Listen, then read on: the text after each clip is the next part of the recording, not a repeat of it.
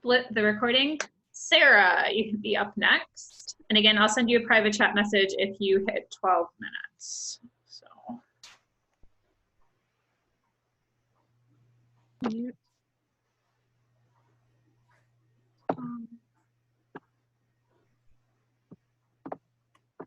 This has been a long time since I've presented. Go over 2. One more. One more to the right. There you go. Okay, good. Okay, you ready? Go ahead. Yep. Okay. So my chosen crypto system is the Navajo Code Talkers. So this is a picture of when they were being honored after way too long after all their work was being done in the early 2000s. So a little bit of the history of the Navajo Code Talkers. So Code Talkers were first used in World War I with the Choctaw Telephone Squad. So this was actually occurred by accident. So they were looking for a way to communicate across different companies,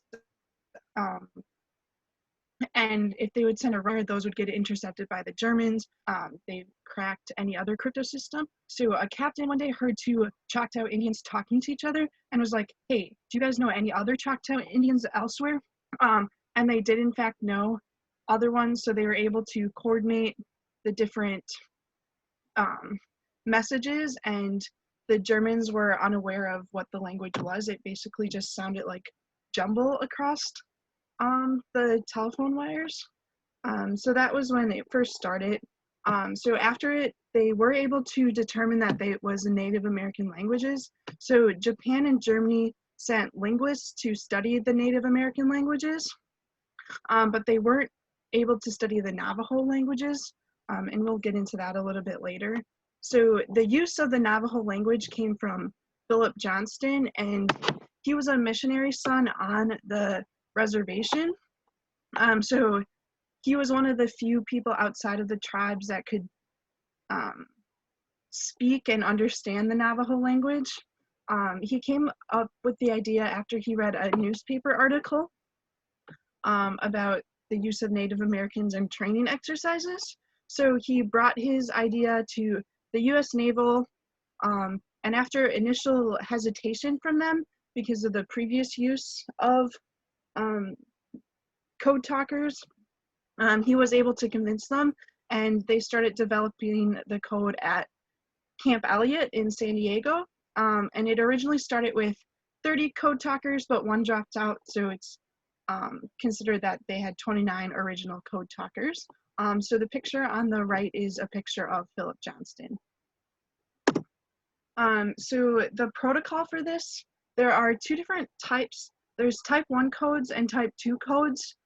So type 2 codes are the simpler. They're probably considered less secure, but it's just a straight translation into the Navajo language. So this would be for messages that were needed to be quicker and not necessarily had to be 100% secure. And then type 1 codes were actually encrypted twice. So there's 2 different ways this was done. They had specific words for some words like people in the army, places like Japan and Germany, boats like a naval carrier or other types of boats like that, and then different types of planes.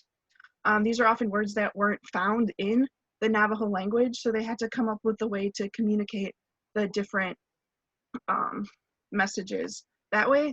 They also used, it's more like a simple substitution. So each letter of the alphabet had a animal or different word that associated with it. And I'm gonna go over a couple examples in the next slide. But with the, like for the word for A, they would use the word ant. And then they would translate that into Navajo, and then they could do that. And because you can use letter frequencies to decrypt that, they actually had multiple words for some of the more popular letters so that you couldn't analyze the letter frequencies. Some advantages and disadvantages of the code. So it was an advantage is the speed of encryption was super fast, and they're also super accurate with it. There's not really any incidences of them making too many mistakes. How the code was developed was also an advantage, but it was also a disadvantage. So it was an advantage because if you weren't trained as a code talker, even if you spoke Navajo, you couldn't figure out what the code was because most of the time it was encrypted within the language as well. So disadvantage is the number of recruits that it took to implement the code, and then the time it took to train the recruits. It was oftentimes a 9-week program to learn all of the different words that you needed to know. So some of the code examples. So for the letter A, the chosen word was ant, which is Wachi. And then M is mouse, which was not sosi.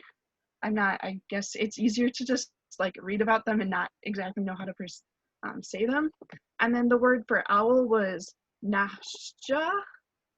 So if you wanted to send a message with the word ammo, you would send, I'm not going to pronounce them again, but you would send the word like ant, mouse, mouse, ant, or owl, and then they would be able to translate that into English and then write down the first letters for the message. And then an example of like the word substitution. So for transport plane, they use the word eagle because of like how the eagle like flies, they associate it with that. And then the word for that is asta. And then for submarines, I thought this one is really interesting, but they called it iron fish. And then the word for that was beshlo. So the code actually remained unbroken until it was declassified in 1968, and there are several reasons for that. So the Navajo language remained largely unwritten. That was due to the oral tradition of the Navajos, as well as the complexity of the language. Nobody had taken the time to write it down at all. It was also an extremely complex language, so a lot of it deals with it goes along with the lines of that it was difficult to learn, and that's because it was a tonal language.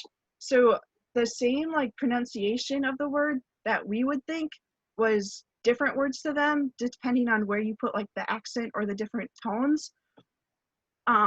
It's difficult for a non-native speaker to speak and understand because of the glottal closure, which is like you put it on vowels, but you close it in the like the glottal in your throat, which is not common in English or in other European languages. It was also unbroken because of the number of people outside of the tribe that were familiar with the Navajo languages. So it was thought that only 28 people knew the language outside of the Navajo code, outside of the Navajos.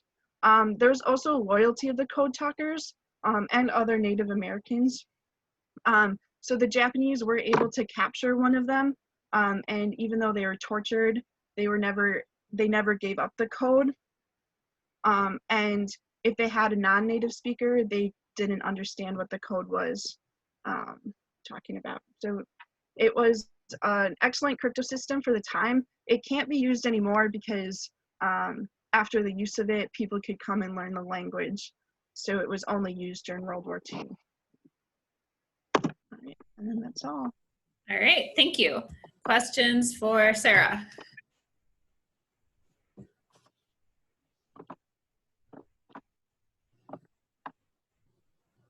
Anybody, anything on questions?